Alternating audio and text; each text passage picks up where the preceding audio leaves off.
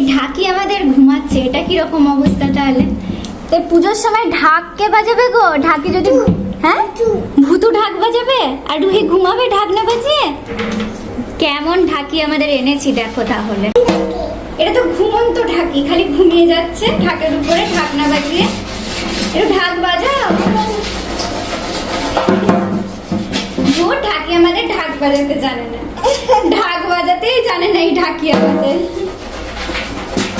বাজাও, ডুমডুম করে বাজাও, ডুম ডুম ডুম ডুম। এই তো বেজেছিল।